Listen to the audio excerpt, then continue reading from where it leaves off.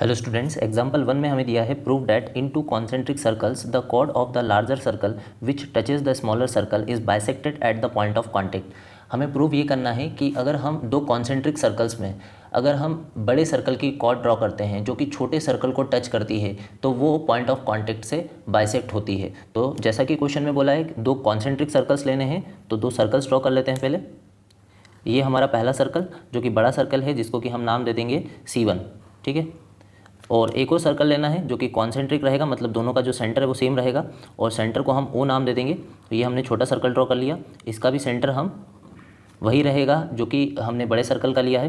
तो दोनों का जो कॉमन सेंटर है उसको हम O नाम दे देते हैं और जो हमारा बड़ा सर्कल है उसको हम नाम दे देते हैं C1 और जो छोटा सर्कल है उसको हम नाम दे देते हैं C2। तो C1 और C2 हमारे पास में दो कॉन्सेंट्रिक सर्कल है। अब हमें क्या बोला है कि हमें कॉर्ड लेनी है बड़े सर्कल की, तो हम बड़े सर्कल की कॉर्ड लेते हैं और इस तरह से लेनी है कि जो कि छोटे सर्कल को टच करते हुए जाएगी, ठीक है। तो हम एक कॉर्ड ले लेते हैं और कॉर्ड को हम नाम दे देते हैं AB, ठीक। ये कॉर्ड है हमारी AB जो कि छोटे सर्कल यानी C2 को टच कर रही है पॉइंट P पर। अब हमें ये प्रूव करना है कि ये इस पॉइंट P से ये जो कॉर्ड है ये बाइसेक्ट हो रही है, मतलब हमें ये प्रूव करना है कि जो AP है ये बराबर होगा किसके, PB के। ये हमें प्रूव करना है, ठीक है। तो गिवन में हम क्या ले सकते हैं, पहला पॉइंट कौन सा लेंगे, given.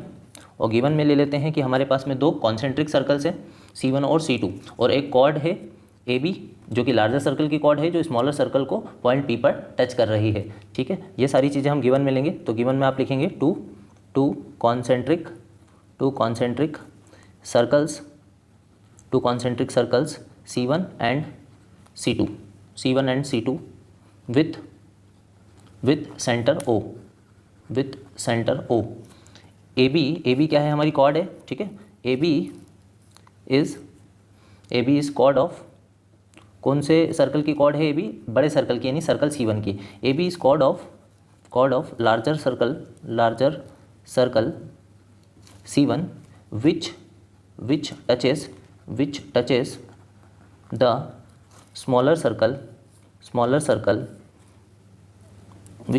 The smaller circle C2 at point P, जो कि स्मॉलर सर्कल को पॉइंट P पर टच कर रही है, ठीक है, जैसा हम देख भी सकते हैं फिगर में। अब हम क्या करेंगे, हम इस O और P को ज्वाइन कर देंगे, मतलब हमने OP को ज्वाइन किया है, ठीक। अब हमें क्या प्रूव करना है, सेकंड पॉइंट क्या आएगा आपका, सेकंड पॉइंट आएगा आपका टू प्रूफ। हमें प्रूव ये करना है कि ये जो कॉर्ड है ये पॉइंट P से बाइसेक्ट हो रही है, मतलब हमें प्रूव करना है AP इक्वल्स टू PB, ये हमें प्रूव करना है। तो हम यहाँ पर ले लेते हैं AP इक्वल्स टू PB, ठीक। अब प्रूफ स्टार्ट कर दें।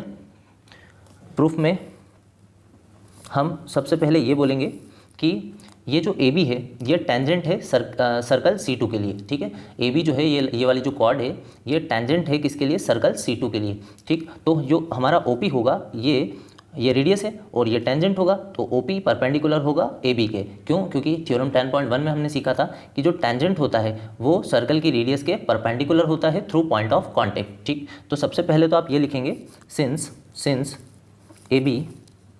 AB is tangent to circle C2, ठीक है। कौन से सर्कल के लिए टेंजेंट है, ये छोटे सर्कल के लिए C2 के लिए। अब हम क्या बोल सकते हैं, therefore OP is perpendicular to AB, ये हमारा जो टेंजेंट होगा ये रेडियस के परपेंडिकुलर होगा, ठीक है। और ये है हमारी थ्योरम 10.1। तो यहाँ पर रीज़न क्या लिखेंगे, tangent to a circle is perpendicular to radius of circle through point of contact, ठीक। अब आगे बढ़ते हैं यहाँ से, और अब हम क्या लिख सकते हैं कि ये जो AB है ये कॉर्ड है कौन से सर्कल के लिए, सर्कल C1 के लिए। तो यहाँ पर लिख सकते हैं now AB is chord of circle C1, ठीक। एंड एक और चीज़ हमने क्या देखी कि OP परपेंडिकुलर है AB के। अब यहाँ पर आपको एक प्रॉपर्टी समझनी है ध्यान से कि अगर हम एक सर्कल लेते हैं और उस सर्कल के अंदर हम एक कॉर्ड ड्रॉ कर लेते हैं, ये हमने कॉर्ड ले ली और ये इस सर्कल का सेंटर है, ठीक। अगर हम इस सेंटर से इस कॉर्ड के ऊपर परपेंडिकुलर डालते हैं, जैसे मान लो हमने ये परपेंडिकुलर डाला, ठीक, तो ये क्या करता है, इस कॉर्ड को बाइसेक्ट कर देता है, ठीक। मतलब इस कॉर्ड के दो बराबर पार्ट्स कर देता है, ये बाइसेक्ट हो जाती है। तो यहाँ पर भी ऐसे ही हो रहा है। हमने क्या किया है, सेंटर ओ से पी, ओपी, ये जो है ओपी, ये ए बी के ऊपर परपेंडिकुलर डाला है। यहाँ लिखा है हमने OP is perpendicular to A B, और ये ए बी जो है ये कॉर्ड है किस सर्कल की, C1 की। तो C1 की ये कॉर्ड है और हमने सेंटर से एक परपेंडिकुलर डाल दिया है। तो मतलब ये क्या करेगा, इस कॉर्ड को दो बराबर भागों में बांट देगा, मतलब इसे बाइसेक्ट कर देगा। तो हम क्या लिख सकते हैं, as the perpendicular from the center of circle bisects the chord। तो जो हमारी कॉर्ड है वो बाइसेक्ट हो जाएगी। अब ये OP क्या कर रहा है, इस AB लाइन को बाइसेक्ट कर रहा है। मतलब हम बोल सकते हैं hence AP equals to BP, और ये हमारी थ्योरम यहाँ पर प्रूफ हो जाती है, या हमारे ये जो एग्जाम्पल है ये प्रूफ हो जाता है। ठीक है, हैंस प्रूफ। अब इसी क्वेश्चन को हम दूसरी मेथड से भी कर सकते हैं। इसकी टोटल 3 मेथड्स हैं, तीनों मेथड से आप इस क्वेश्चन को कर सकते हैं। हम इसकी सेकंड मेथड पे चलते हैं। ठीक है, सेकंड मेथड डाल देते हैं, और सेकंड मेथड में हम गिवन और टू प्रूफ को सेम लेंगे। ठीक, तो आप गिवन सेम ले लेंगे। मैं यहाँ लिख देता हूँ सेम एज अर्लियर, जैसा कि हमने यहाँ पर लिया है वही आपको यहाँ पर लेना है। तो मैं यहाँ पर लिख देता हूँ सेम एज अर्लियर, और टू प्रूफ भी हमारा वही रहेगा। क्या प्रूफ करना है हमें, टू प्रूफ तो हम लिख लेते हैं। क्या प्रूफ करना है हमें, AP इक्वल्स टू PB, ये हमें प्रूफ करना है। ठीक, तो यहाँ पर ले लेते हैं टू प्रूफ में AP इक्वल्स टू PB, ये हमें प्रूफ करना है। अब नेक्स्ट पॉइंट कौन सा आता है, यहाँ पर हम एक छोटा सा कंस्ट्रक्शन करेंगे इस मेथड में। कंस्ट्रक्शन हम ये कर रहे हैं कि हम O से A को और O से B को ज्वाइन करेंगे। ठीक है, और दो ट्राइंगल कंस्ट्रक्ट कर लेंगे। तो हमने क्या किया है, O से A और O से B को ज्वाइन किया है, ये हम ले लेंगे कंस्ट्रक्शन में। क्या लिखेंगे कंस्ट्रक्शन में, ज्वाइन OA एंड OB। अब नेक्स्ट पॉइंट कौन सा लेते हैं हम, नेक्स्ट पॉइंट हम लेते हैं प्रूफ। ठीक, तो अब प्रूफ पे चलते हैं, और प्रूफ में हम लगाएंगे पाइथागोरस थ्योरम। पाइथागोरस थ्योरम हम किस में लगाते हैं, राइट एंगल ट्राइंगल में। तो पहले हमें ये बताना होगा कि ये जो ट्राइंगल्स बने हैं राइट एंगल हैं। कैसे, हम जानते हैं कि जो OP है ये परपेंडिकुलर है किसके, AB के, क्योंकि AB टेंजेंट है, किसका टेंजेंट है ये, सर्कल C2 का, और OP रेडियस है। तो हम यहाँ पर लिख सकते हैं since OP is perpendicular to AB। Reason में फिर वही लिखेंगे जो यहाँ पर हमने मेंशन किया है। क्या लिखा है हमने, tangent to a circle is perpendicular to radius of circle through point of contact। ठीक, ये रीज़न आपको लिख देना है।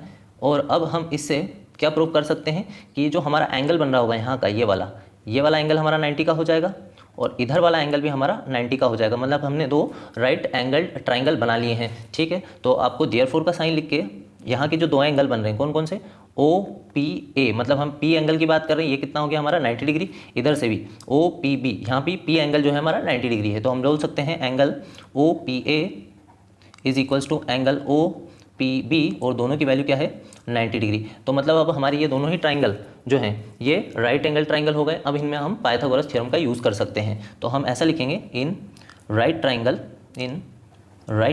और ट्राइंगल का नाम लिख देते हैं OPA, in right triangle OPA। ठीक, और इसमें हम लगाएंगे पाइथागोरस थ्योरम। तो यहाँ लिखेंगे by Pythagoras theorem. Pythagoras theorem क्या होती है, राइट ट्राइंगल में लगती है हाइपोटेनस का स्क्वायर इक्वल्स टू परपेंडिकुलर का स्क्वायर प्लस बेस का स्क्वायर। अब इस ट्राइंगल की बात की जाए तो 90 के सामने हमारा हाइपोटेनस होता है, 90 के सामने हाइपोटेनस होता है। तो हाइपोटेनस कौन सी साइड हो जाएगी, OA। ठीक है, और परपेंडिकुलर किसको ले लेंगे हम, OP को, और बेस ले लेंगे हम PA को या AP को। ठीक, लिख सकते हैं क्या यहाँ पर हम लिखेंगे हाइपोटेनस का स्क्वायर मतलब OA का स्क्वायर, परपेंडिकुलर हो जाएगा हमारा OP, तो OP का स्क्वायर, प्लस बेस कौन सा हो जाएगा, AP का स्क्वायर। ठीक, अब यहाँ से आपको AP स्क्वायर की वैल्यू निकाल लेनी है। तो अगर AP स्क्वायर हम निकालते हैं तो जो OP स्क्वायर है हमारा ये इधर आके माइनस का हो जाएगा। मतलब हम क्या लिख सकते हैं, OA square minus OP square equals to AP square, और इसको हम दे देते हैं इक्वेशन नंबर फर्स्ट। ठीक, अगेन हम कौन से ट्राइंगल में पाइथागोरस थ्योरम लगाएंगे, OPB में। तो यहाँ पर लिखेंगे similarly in right triangle OPB।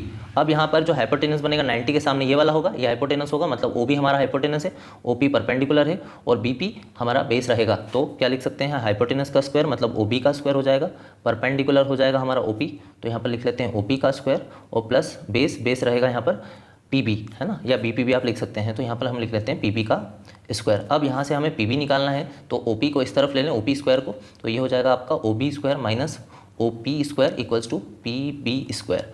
अब क्या करें, इसको इक्वेशन नंबर सेकंड दे देते हैं। अगर हमारे इन दोनों ही इक्वेशन के लेफ्ट हैंड साइड अगर इक्वल हो जाते हैं तो हम राइट हैंड साइड को भी इक्वेट कर सकते हैं। तो पहले हम देखें कि यहाँ पर क्या चेंजेस आ रहे हैं, दोनों इक्वेशन में क्या लग जा रहा है। यहाँ पर OP स्क्वायर है, यहाँ भी OP स्क्वायर है, यहाँ पर OA स्क्वायर है, यहाँ पर OB स्क्वायर है। अगर हम OA और OB को इक्वल प्रूव कर दें तो इनका जो LHS है वो सेम हो जाएगा। अब यहाँ पर अगर आप ध्यान से देखें तो OA और OB दोनों ही सर्कल की रेडियाई हैं। कौन से सर्कल की रेडियाई हैं, ये C1 सर्कल की, बड़े सर्कल की। ये भी हमारी रेडियस है, ये भी रेडियस है, तो हम इन दोनों को रेडियाई मान लेते हैं। तो यहाँ पर क्या लिखेंगे, since OA equals to OB, आप ये मेंशन कर दें यहाँ पर, और ये दोनों ही हैं radii of larger circle C1, ठीक है। तो अब हमारे ये जो LHS हैं दोनों इक्वेशन के, ये बराबर हो गए हैं क्योंकि OA और OB भी हमारा सेम हो गया है। तो अब हम इन दोनों इक्वेशन से जो RHS है उनको इक्वेट कर सकते हैं। तो क्या लिख सकते हैं, from equation first and second क्या लिख सकते हैं, इधर से हम ले लेते हैं AP स्क्वायर और इधर से हम ले लेते हैं PB स्क्वायर। अब आप स्क्वायर से स्क्वायर कैंसिल करके AP इक्वल्स टू PB ये लिख सकते हैं। तो हमने ये प्रूव कर दिया कि ये जो हमारी कॉर्ड है ये बाइसेक्ट हो रही है। हमने क्या प्रूव कर दिया, AP इक्वल्स टू PB, मतलब ये दोनों पार्ट्स हमारे इक्वल हैं, ठीक है। तो ये हमारी यहाँ पर सेकंड मेथड इसकी कंप्लीट हो जाती है। अब इसकी एक और मेथड है जिसमें कि हम इन दोनों ट्राइंगल्स को कॉन्ग्रुएंट प्रूफ करके भी AP इक्वल्स टू PB या BP ला सकते हैं, ठीक है। तो थर्ड मेथड पर चलते हैं इसकी। आप किसी भी एक मेथड से इस क्वेश्चन को कर सकते हैं, मैं तीनों ही मेथड को यहाँ पर ले रहा हूँ। थर्ड मेथड ले लेते हैं इसकी, थर्ड मेथड, और इसमें भी जैसा कि मैंने बोला गिवन और टू प्रूफ सेम रहेगा। तो आपको पहला पॉइंट कौन सा लेना होता है, गिवन ले लेते हैं। और गिवन में मैं फिर से लिख देता हूँ सेम एज अर्लियर, आप पीछे से देख कर लिख लेना जो हमने मेथड 1 में लिया है। तो यहाँ पर लिख देते हैं सेम एज अर्लियर। और अब टू प्रूफ हम लिख लेते हैं। टू प्रूफ छोटा सा है तो यहाँ पर लिख सकते हैं, कोई प्रॉब्लम नहीं है। टू प्रूफ में हमें ये प्रूफ करना है कि AP इक्वल्स टू PB या BP। आप इधर से लेंगे AP और इधर से BP, या यूँ भी लिख सकते हैं PB, दोनों ही सही माने जाएंगे। तो यहाँ पर लिखेंगे AP इक्वल्स टू PB, ठीक, ये हमको प्रूफ करना है। अब नेक्स्ट पॉइंट कौन सा लेते हैं हम, नेक्स्ट पॉइंट लेते हैं प्रूफ, ठीक। अब हमने दो ट्राइंगल यहाँ पर कंसिडर किए हैं। कौन कौन से ट्राइंगल, एक ले रहे हैं OPA और एक ले रहे हैं OPB। इनको हम कॉन्ग्रुएंट करेंगे। तो यहाँ पर लिख लेते हैं in triangle OPA and triangle OPB। अब इनको कॉन्ग्रुएंट करने के लिए हमें तीन चीज़ों को इक्वेट करना होगा, यानी इक्वल लाना होगा।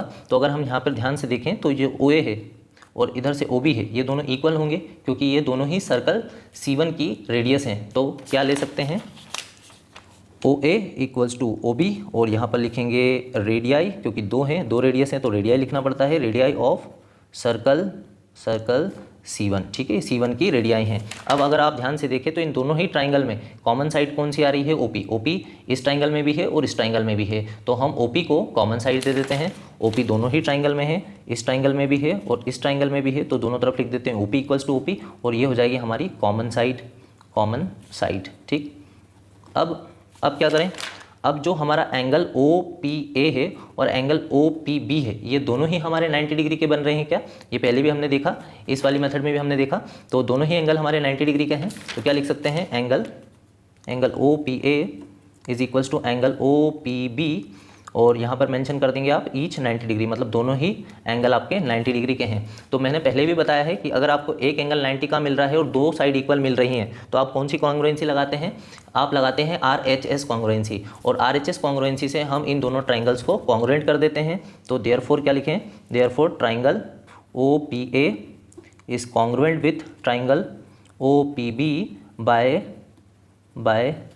RHS congruency. और RHS का फुल फॉर्म क्या होता है, राइट हाइपोटेनस साइड कॉन्ग्रुएंसी, ठीक है, right right hypotenuse side congruency. अब हम CPCT का यूज़ कर सकते हैं। CPCT मतलब corresponding parts of congruent triangle. तो अब हमारे पास में दो ट्राइंगल कॉन्ग्रुएंट है तो उनके करस्पॉन्डिंग पार्ट्स इक्वल होंगे। तो अगर हम इस ट्राइंगल का पार्ट AP ले रहे हैं तो इस ट्राइंगल का कौन सा पार्ट लेंगे, BP या PB। ठीक है, तो लिख सकते हैं hence AP equals to PB। और ये कैसे हुआ है तो आप बोलेंगे बाय CPCT।